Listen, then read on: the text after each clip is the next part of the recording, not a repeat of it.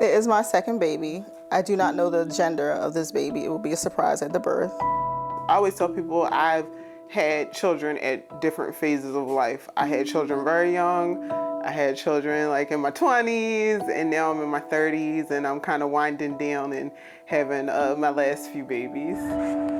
Ella Gertrude and Lauren Fleming are in different places in their lives, but they've both decided to place their trust at one of the most important moments of their lives in the hands of a midwife, Asasia Muhammad. Is at that primal point, the point at which someone is first coming into the world, and if you can affect that moment, even how the mother gestates and how she grows and how she interacts with her growing baby and how she receives the baby, I feel like it kind of plays out in the life of the mother, how she interacts with her child, and also the child itself, like being born in a state of peace.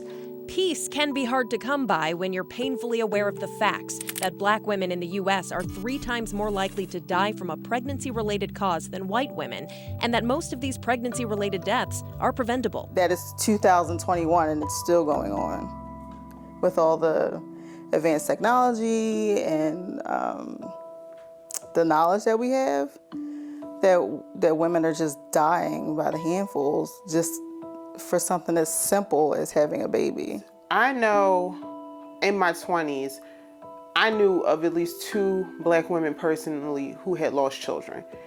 And to have it hit so close to home, to know that it's within reach and people are having these experiences, it's just an awful feeling, and it's very scary. You don't want to be that person, and you don't want to be a part of that statistic. Donna Trim Stewart never did, yet she found herself telling her story to the vice president during Black Maternal Health Week. Donna is a grandmother who's now raising her grandson. Our 2019 Christmas gift was Erika announcing her pregnancy. We were all very excited to have a baby in the house. As excited as she was always very concerned about the disparities that Black women face in pregnancy and childbirth. For her doctor's visits, she had a notebook and she would say to me, I have my 20 questions list. I don't want anything falling through the cracks. She did everything on her part for it not to have ended this way. But studies have found that socioeconomic background, education, and income doesn't matter. Black American women across the board are 3 times more likely to die of pregnancy complications. Donna says her daughter's complications could have been prevented if she'd simply been listened to. On June 16th, they did an emergency C-section. On June 19th, she was discharged. In January 2020, she passed out and mentioned it to her doctors. It happened again the day after the C-section. I was in the room with her. I heard her saying, you all need to figure out why I keep passing out. No one listened. Her voice wasn't heard. On June 23rd, she was getting ready to visit the baby, and she passed out again. This happened twice within an hour. She called the doctor's office and was told the doctor would call her back. We decided instead to head to the ER.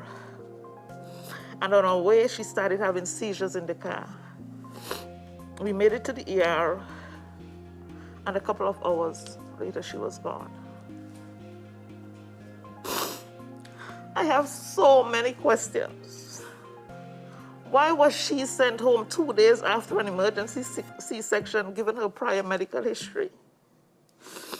Why wasn't she taken seriously? A question far too many families are being left with. Why? Why is this happening in one of the world's most developed nations? We know the primary reasons why. Systemic racial inequities and implicit bias. And the consequences are both very real. Systemic problems require systemic solutions, and until those are developed and implemented, Black women are left to navigate the system on their own, hoping for the best. For some, that means avoiding the typical hospital experience and any implicit bias that might come with it altogether. Feel this right here. For Aletta and Lauren, hiring a midwife, specifically this midwife, removed a lot of stress. Because I'm Black, I think that they reach out to me because they want to see someone like themselves. And that's probably the number one thing I hear. A woman giving birth needs to be in an encouraging space because it is one of the most difficult but rewarding things you're going to do. And you need somebody who really hears you, even when you are in pain.